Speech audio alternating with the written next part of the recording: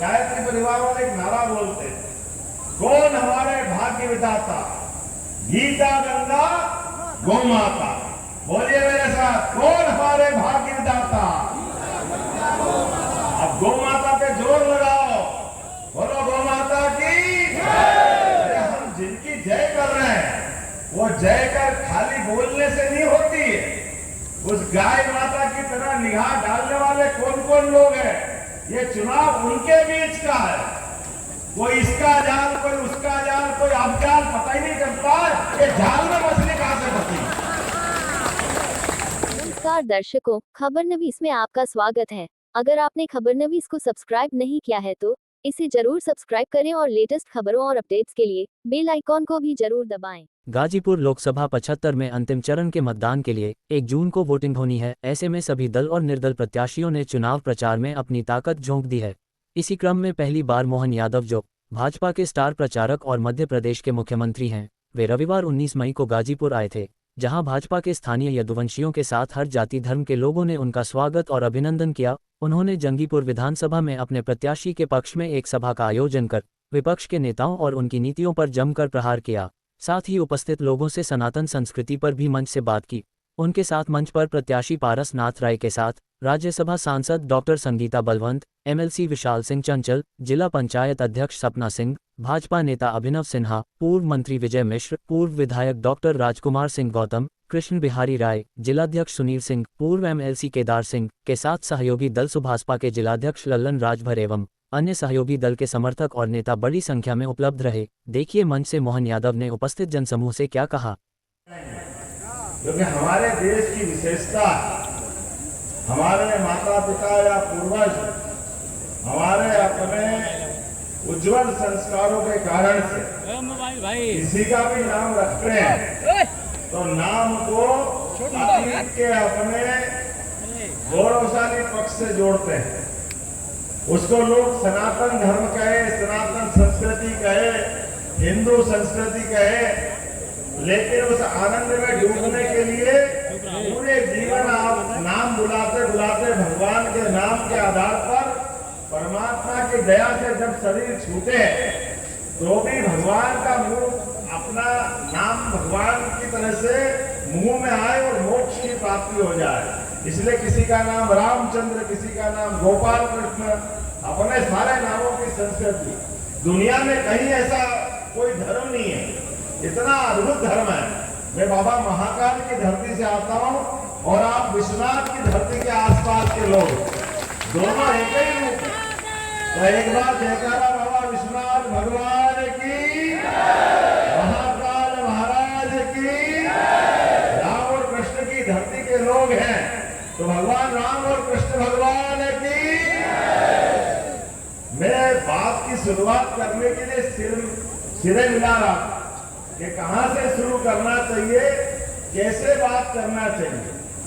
आज आपके क्षेत्र में आकर के बसत मानो देरी से आया, क्षमा चाहता हूं, लेकिन आपके चेहरे देख करके ऐसा लगा आपने मुझे माफ भी कराओ और आनंद में डुबा दिया। ऐसा लगता है गंगा के किनारे, गंगा माता के किनारे रहने वाले गाजीपुर के लोग किस किस कारण से जाने जाते हैं। मुझे लगा कि गंगा माता के बीच डुबकी का जो पुण्य मिलना चाहिए वो आपके बीच आने से ही मिल गया। ये आनंद आपको मैं दिलाया है। क्या आनंद आ रहा है आपको देख करके।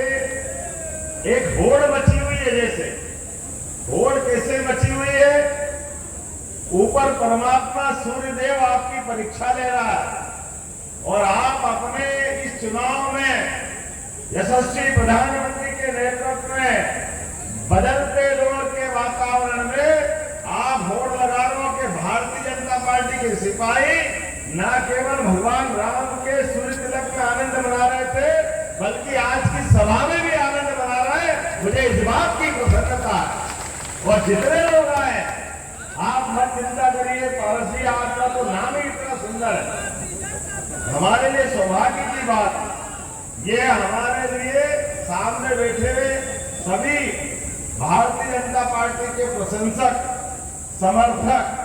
अब यहाँ चुनाव अगर करा जाए तो चुनाव किसके बीच हो रहा होगा। हमारे लिए परिवार वाले एक नारा बोलते, कौन हमारे भाग्य विधाता, गीता गंगा गौ माता। बोलिए मेरे साथ, कौन हमारे भाग्य विधाता। अब गौ माता पे जोर लगाओ, बोलो गौ माता की। हम जिनकी जय कर रहे हैं वो जय कर खाली बोलने से नहीं होती है। उस गाय माता की तरह निगाह डालने वाले कौन कौन लोग हैं, ये चुनाव उनके बीच का है। कोई इसका जाल, कोई उसका जाल, कोई अब जाल, पता ही नहीं चलता ये जाल में मछली कहां से फंसी। लेकिन जाल में मछली फंसी है, चिंता मत करो, बाहर जाएगी नहीं। ये वर्तमान का दौर है 56 इंच के सीने वाले का।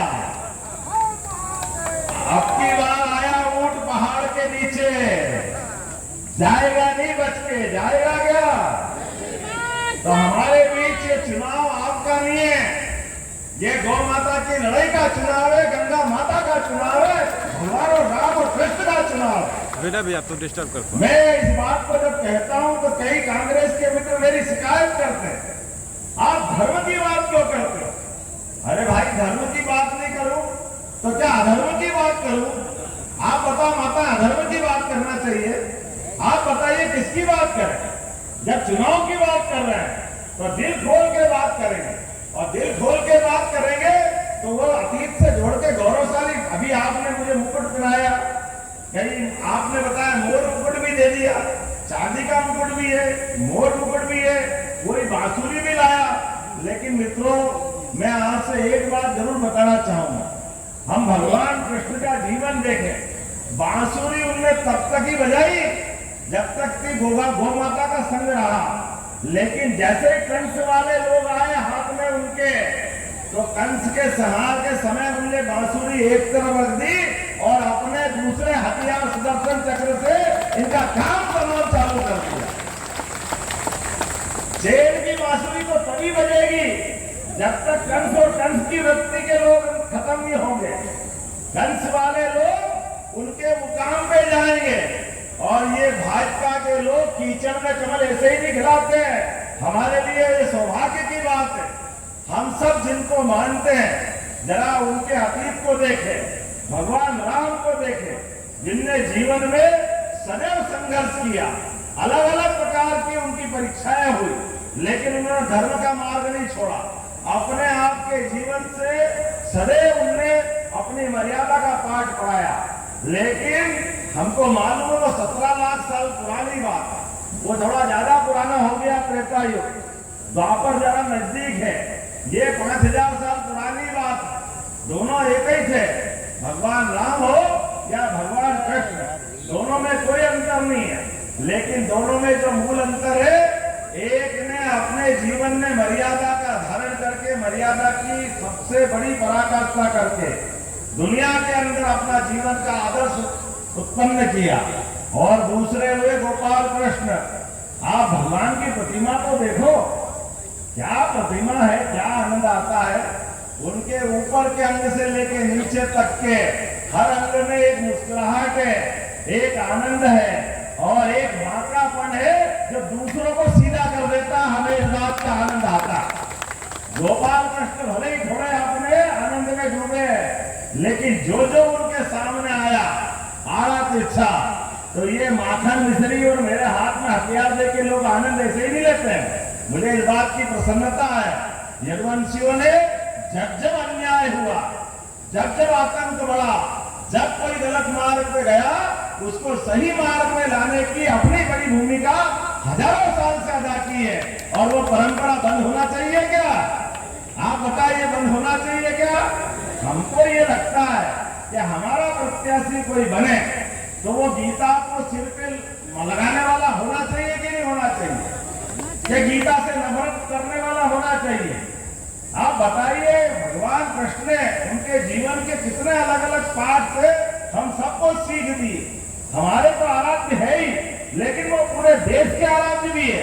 पूरे देश के अंदर भी जब जब भी गलत काम हुआ, जब जब अन्याय हुआ, वो सदैव साथ में खड़े होकर के और साथ में खड़े होकर उन्होंने हमेशा धर्म की जय की। मुझे इस बात का और आनंद है, आपको इतनी बड़ी संख्या में माननीय मोदी जी ने ऐसे ही नहीं कहा सबका साथ सबका विकास, उन्होंने डंके की चोट कहा सबका साथ सबका विकास, सबका विश्वास सबका प्रयास। तो उज्जैन जैसी जगह छोटे से स्थान पर बहुत थोड़ी सी संख्या में भी आपके जैसे इस परिवार के बच्चे को उठा करके सीधे 8.5 करोड़ का प्रदेश का पूरा मुख्यमंत्री का काम हाथ में दिया है। ये नरेंद्र मोदी जी की विशेषता हो सकती है, ये भारतीय जनता पार्टी की विशेषता होती है। ये सबको साथ सबका विकास, लेकिन सब दूसरे सामने है, वो कहते तो सबका है लेकिन करते अपने परिवार का ही। वो अपने परिवार के अलावा किसी पे भरोसा नहीं करते, ये उनकी अपनी लाइन है। और बोलते क्या क्या है, कल ही एक बहन जी इंटरव्यू ले रही आज तक पे, और वो इंटरव्यू में क्या कह रही, बहुत अच्छी बात कह रही। उनके भाई साहब चुनाव लड़ रहे हैं, पहले अमेठी बर्बाद कर दिए, रायबरेली की तरफ बढ़े हैं, क्या रायबरेली से लड़ेंगे? बताओ आप, चुनाव कभी हार जीत होती रहती है, लेकिन हार से इतना डर कि ऐसे भागे। लोग कहते हैं कि वो तो केरल के आगे समुद्र आ गया था तो वायनाड से लड़े, नहीं तो अरब में जाके लड़ते, उनको तो जगह ही नहीं मिल रही, वो कहां तक भाग रहे थे। और वापस आने का मौका आया तो अमेठी में स्मृति ईरानी जी के साथ मैं भी मौजूद था जब उनका फॉर्म भरा रहा, तो समाचारों में पढ़ा हमने कि शायद वापस लड़ने आने वाले। तो मैंने कहा उनसे कि बहन जी आपका चुनाव इनसे होगा, तो उन्होंने कहा ये बात तो सही आपने कहा कि इनसे हो सकता था, लेकिन मैं आपको लिख के दे सकती हूँ अब तो बिल्कुल नहीं होएगा। तो मैंने क्यों नहीं होगा, बोले अब आप आ रहे हैं यहाँ पे, यहाँ का हिसाब इनका गड़बड़ा गया, अब इनकी हिम्मत नहीं कि ये अमेठी चुनाव लड़ ले। आप बताओ, वो कहते मैं किसी से नहीं डरता, लेकिन चुनाव लड़ने के लिए पूरा खानदान 5 पीढ़ी हो गई। आप रहते हो भैया दिल्ली में, लेकिन चुनाव लड़ने यूपी में आते, आप किसी से नहीं डरते हो, तो आप अपने घर से चुनाव लड़के बताओ ना, एक बार हिम्मत हो आपकी, होना चाहिए कि नहीं होना चाहिए। लेकिन ये कांग्रेस वालों की हिम्मत नहीं है, ये इस तरह के सोचते ही नहीं है, ये केवल अपनी सेफ साइड सीट, बोलेंगे कुछ करेंगे कुछ, उससे बाहर नहीं आए।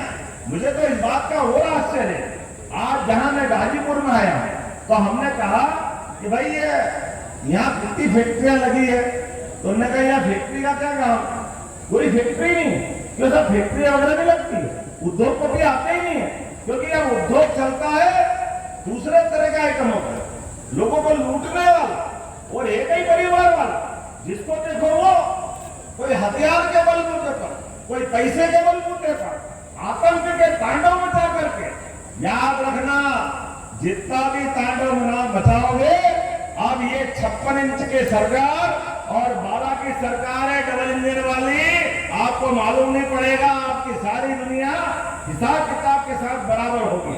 आज तो हमें और ज्यादा कर्जा चुकाना, इस बात का कर्जा चुकाना है कि मैं आता हूं बाबा महाकाल की नगरी से, हमारे अपने बीच में योगीनाथ जी आते हैं अपने उत्तर प्रदेश से, लेकिन आप बताओ, योगी आदित्यनाथ जी भी आनंद से है, माननीय मोदी जी का भी बनारस का क्षेत्र है। आप चुनाव कोई लड़ेगा, प्रधानमंत्री की बात करेगा, तो दोनों में अंतर कैसा होना चाहिए। जब वो वहां से प्रधानमंत्री के प्रत्याशी घोषित हुए माननीय नरेंद्र मोदी जी, तो उत्तर प्रदेश में सरकार भाजपा की तो नहीं थी, ठीक है भैया बताना, 2014 में कई सरकार थी क्या? अगर आप प्रधानमंत्री की बात कर रहे हो तो आप में इतना दम चाहिए कि नहीं चाहिए? वो बाबा विश्वनाथ का आशीर्वाद लेने आए और बाबा विश्वनाथ ने क्या दिन भर के आशीर्वाद दिया कि पहली बार में एक साथ पूर्ण बहुमत की सरकार 2014 में बना करके उनके हाथ में देश सौंप दिया। और वह देश सौंपने में एक के साथ दूसरा संकेत भी था, ये जो गाजीपुर और गाजीपुर के गाजे बाजे वाले जिनका आतंक चलता था, ऐसे देश भर में कभी टिफिन बम फूटते थे, कभी साइकिल बम फूटते थे, पूरा देश आतंकवादियों में था, और यहाँ से लेके वहां तक एक ही नारे लगाते थे, इस देश का कहते थे, और देश के बाहर जाकर के दूसरे की बजाते थे, इस देश में लेकर के पाकिस्तान जिंदाबाद करने वाले। मुझे इस बात की प्रसन्नता है, वो पाकिस्तान के जिंदाबाद करने वालों को उनके घर में घुस के मारने की हिम्मत किसी की रही है तो भारतीय जनता पार्टी की सरकार की रही है। आज किसी की हिम्मत नहीं है। हमारे देश के अंदर देशभक्तों के बीच में आप पाकिस्तान जिंदाबाद करोगे? डूब मरना चाहिए आपको कोई अधिकार नहीं। हमको तो इस बात का आनंद आता है कि आज भगवान राम का जयकारा गूंज रहा है। और आप देखो, याद करो, मोदी जी की पार्टी को तीसरी बार क्यों सरकार में लाना चाहिए? आपकी तो ज्यादा जवाबदारी है। हम सब याद करें, भगवान राम अयोध्या में मुस्कुरा रहा है। मुस्कुरा रहा कि नहीं मुस्कुरा रहा भैया बताना? लेकिन मुस्कुराते देख करके बहुत सारे लोगों का पेट खराब हो रहा है, उनकी छाती पे सांप लौट रहा है, उनको पसंद नहीं है भगवान राम मुस्कुराए। और मैं बाबा महाकाल की नगरी से आता हूँ, आप बाबा विश्वनाथ के पास में हो। ये दोनों धाम में भी आनंद आया कि नहीं आया? बाबा विश्वनाथ का आनंद आया कि नहीं आया? बोले बाबा विश्वनाथ भगवान की। जब उनका आनंद आ गया, महाकाल लोक का आनंद आ गया, और आप कभी याद करना, हमारी जवाबदारी तो और बढ़ जाती है। द्वारका कोई गया कि नहीं गया? अभी जाके देखना, द्वारका के पास भेड़ द्वारका, और भेड़ द्वारका जाने के लिए पानी के जहाज से जाना पड़ता था, पानी के जहाज से। नरेंद्र मोदी जी के लिए जोरदार अभिनंदन करो आपके माध्यम से। नरेंद्र मोदी की सरकार दूसरी बार बनी और उन्होंने वो टंटा ही खत्म कर दिया। हमने 17 लाख साल पहले रामेश्वरम का पुल राम सेतु सुना था, लेकिन अब द्वारका के अंदर जाने के लिए माननीय मोदी जी ने पुल बनवा दिया हमने भगवान के दर्शन करने के लिए। अब हम बाकायदा सड़क मार्ग से जा सकते हैं। आपके पास कार हो, जीप हो, कुछ नहीं हो तो मोटरसाइकिल, साइकिल हो, या पैदल भी जाना चाहो तो आप वहां तक जा सकोगे। ये एक बड़ा काम किया मोदी जी, और उससे बड़ा काम किया है, आप ये भी याद रखना, ये मोर पंख जो भगवान ने जीवन भर अपने मस्तक पे धारण किया, उन्होंने वो डूबी हुई 5000 साल पुरानी भेड़ द्वारका डुबकी लगा करके पानी में भगवान के प्रति आस्था दिखाई है। मोदी जी ने, ये हमारे लिए गौरव की बात है। बोले गोपाल कृष्ण भगवान की। द्वारकाधीश की जय का आनंद के साथ द्वारका का जो उस समय का गौरव था, ये वो लोग हैं जो भगवान राम पे प्रश्न उठाते हैं, ये वो लोग हैं जो भगवान कृष्ण पे प्रश्न उठाते हैं। ये ना कृष्ण को मानते, ना भगवान राम को मानते, ना गीता को मानते, ना ये गोमाता को मानते, लेकिन वोट मांगने हमारे बीच में आते। आप बताओ इनको कोई कैसे वोट देगा? और वो भी तब जब चुनाव हमारे ये 2024 का गया कि आने वाले समय में गंगा वालों को जमुना जी बुला रही है। बोलो बुला रही कि नहीं बुला रही? गोपाल कृष्ण भगवान की। आपका अपना वोट अब जमुना जी के कृष्ण कन्हैया के लिए। आपने मेरे को मटकी तो दी है यहाँ पे, लेकिन मटकी फोड़ने के लिए आप सबको निमंत्रण दे रहा हूँ, मोदी जी की सरकार बनाओ और आनंद के साथ धूमधाम से हम मथुरा में मुस्कुराएंगे। मुस्कुराना चाहिए कि नहीं मुस्कुराना चाहिए? बताओ, सरकार बनाने वाले भले हमारे समाज वाले, लेकिन उनसे कहो कि भैया आप इतने दिन सरकार में रहे, आपने मथुरा में भगवान कृष्ण के लिए कुछ करा है क्या? जरा बताओ, उदाहरण तो बताओ। आपके तो वो नहीं करेंगे। अरे वो नहीं करोगे, इतने बड़े समाज की जय जयकार कैसे कर देंगे आपकी? ये क्यों साथ में आएंगे? आना चाहिए क्या साथ में? और एक ही परिवार के। मुझे इस बात की प्रसन्नता है, मैं आपके बीच में से आता हूँ, लेकिन हमारी पार्टी ने तो उठा करके किसी को भी जो कहा सबका साथ सबका विकास, जो कहते हैं वो करके बताते हैं। मेरे पिताजी कोई सांसद नहीं, कोई विधायक नहीं, कोई मंत्री नहीं, कोई मुख्यमंत्री नहीं, लेकिन उठा करके केवल आपके अपने बीच का सा एक गरीब किसान परिवार का व्यक्ति होने के नाते से लोकतंत्र का गौरव तो यही होना चाहिए ना? होना चाहिए कि नहीं होना चाहिए? और उठा करके मुख्यमंत्री जैसा बड़ा पद दिया। मुझे इस बात की प्रसन्नता है, आज आपके बीच में से आया हूँ। एक गरीब परिवार से निकल करके, चाय वाले परिवार से निकल करके नरेंद्र मोदी जी देश का नेतृत्व करने आगे बढ़े, तो हमको साथ देना चाहिए कि नहीं देना चाहिए? बताइए, देना चाहिए कि नहीं देना चाहिए? जरा आप बताइए, हम उठा के देना चाहिए कि नहीं देना चाहिए? अरे लोकतंत्र के अंदर गरीब आदमी देश का प्रधानमंत्री बने, गरीब आदमी देश का मुख्यमंत्री बने, यह मौका आना चाहिए कि नहीं आना चाहिए? जब दुनिया का सबसे युवा देश भारत और सबसे बड़ा लोकतंत्र भारत, ऐसे में हमारे लोकतंत्र का गौरव ही है। लेकिन ये तथाकथित लोग इस पूरे देश के अंदर 25 परिवार है, केवल 25, इनके परिवार में ही सारे पद बढ़ जाते हैं। ये 25 से 26वां नहीं आने देते। इनके परिवार में ही सारे पद चाहिए। तो ये हमारे लोकतंत्र का एक तरह से कलंक है। इसको निपटाने के लिए हम सबको संकल्प करने की जरूरत है। और मेरे साथ आप सब इस बात से सहमत हैं कि आने वाले समय में हमारे इस बदलते उत्तर प्रदेश में जिस प्रकार का माहौल बना हुआ है, सभी गुंडागर्दी वाले, सभी प्रकार के बम फोड़ने वाले, दिन दहाड़े गोली चलाने वाले, आतंक के पर्याय ये ठिकाने लगे कि नहीं लगे हैं? कानून की सरकार स्थापित हुई कि नहीं हुई? मुझे जानकारी दी कि भाई साहब यहाँ कुछ यदुवंशियों के हत्याएं हुई, लेकिन हत्या वाली जगह पर यहाँ बड़ी पार्टी के लोग कोई नहीं गए, और जिनके द्वारा हुई उनकी कब्र पे फूल चढ़ाने जरूर गए। दुर्भाग्य की बात है इस देश के अंदर। भाई साहब उनके पास जाओ आपकी मर्जी, न जाओ आपकी मर्जी, लेकिन निरपराध लोग यहाँ मारे जा रहे हैं, तो आपसे उनकी संवेदना नहीं होना चाहिए? जब आपसे उनका कोई संबंध नहीं तो वो क्यों वोट देने जाएंगे आपको? बिल्कुल नहीं जाएंगे।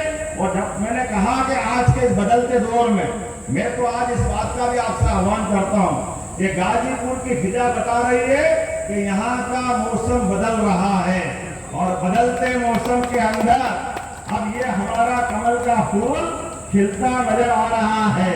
ये हमारे पारसनाथ जी एक सामान्य परिवार के व्यक्ति, सबको लेके चलने वाले, जीवन में पहली बार अगर चुनाव लड़ रहे हैं तो आप सबका आशीर्वाद मिलना चाहिए। बोलो सब देने को तैयार है कि नहीं है? तो अपने स्थान पे खड़े हो जाओ और बांध लो मुट्ठी दोनों हाथ की, और हम सब संकल्प करें किसी भी हालत में आने वाले चुनाव की तारीख के दिन 25 तारीख को आपका वोट डलेगा। एक और अच्छा है, 5 दिन और आनंद मनाओ, जो दुश्मन की छाती के मुंह चलो, घूमो अच्छे से, एक एक वोट पकड़ के लाओ, भाजपा के पक्ष में डलाओ। बोलो सब तैयार है? तो मेरे साथ बोलो महाकाल महाराज की जय। अगर आपने खबरनवीस को सब्सक्राइब नहीं किया है तो इसे जरूर सब्सक्राइब करें और लेटेस्ट खबरों और अपडेट्स के लिए बेल आइकॉन को भी जरूर दबाएं।